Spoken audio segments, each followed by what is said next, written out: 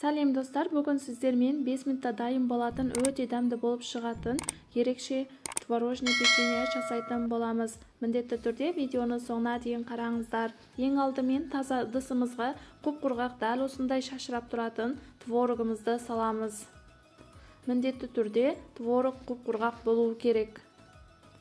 Ал енді ұсақтап туралып алынған сары майымызды саламыз. Сары майларымызды салып алдық. Енді кішкене тұз салып, вилкамен жақсылап творогымызбен сары майымыз біркелкі болғанға дейін езіп араластырамыз. Бізде бірде масса болды. Енді унымызға разрыхлителімізді саламыз.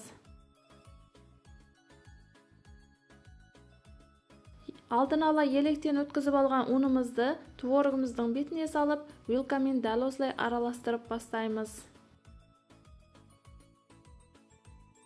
Ал енді қолымызбен жуып жұмсақ қамыр илеп аламыз. Көрсетілген мөлшердегі ундан бөлек un қоспаңыздар. Толық ингредиенттерді описанияға жазып қалдырамын, сол жерден көре аласыздар. Біздің қамырымыз дәл осындай жуып жұмсақ қамыр болу керек. Дайын қамырымызды тең 2 бөлікке бөліп аламыз.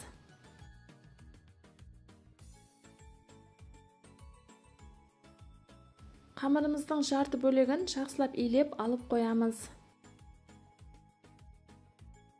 Қалған жарты бөлігін жақсылап илеп алып, ұзынша етіп жайып аламыз.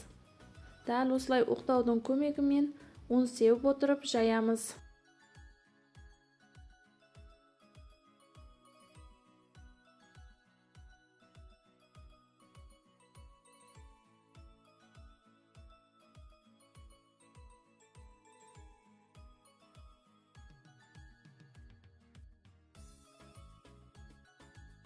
Қамырымызды жайып алдық. Енді шеттеріндегі дұрыс емес жерлерін пышақтың көмегімен кесіп алып тастайтын боламыз.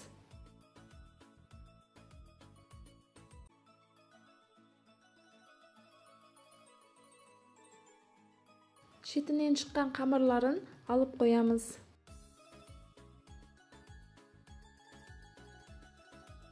Ал енді жайып алған қамырымыздың бетіне қантымызды дәл осылай сеуіп аламыз.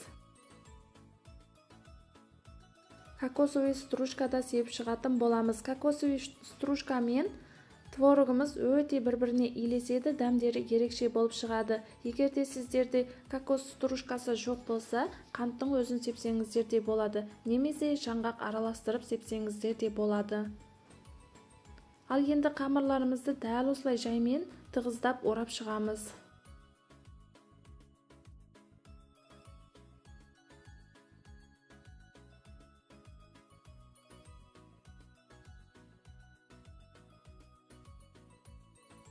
Бірде етіп формаға келтіріп алдық. Енді пышақтың көмегімен печеньеларымызды кесіп аламыз. Ұзындығын өзіңіз қалағандай жасасаңыздар болады.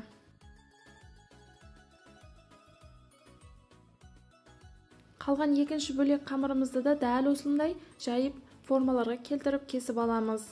Және қызып тұрған 200 градуста 20-25 минутта пісіріп алатын боламыз. Духовкаңыздың ориентірін өздеріңіз алыңыздар. Өйткені ток күші әр жерде әртүрлі болады. Біздің печеньеларымыз пісіп шықты. Көріп тұрғаныңыздай дәл осындай әдемі болып шығады. Сахарный пудрамен әсемдеп алдым. Бұндай печеньеларды балаларға жиі жасап берген өте пайдалы. Балаларға ғана емес, үлкендер де жегені жақсы. Өйткені бұл печеньямызда творог бар. Творог адамдың сүйектерін қатайтады. Өте адам ағзасына пайдалы. Сондықтан да жиі жасап жеп тұрсаңыздар болады.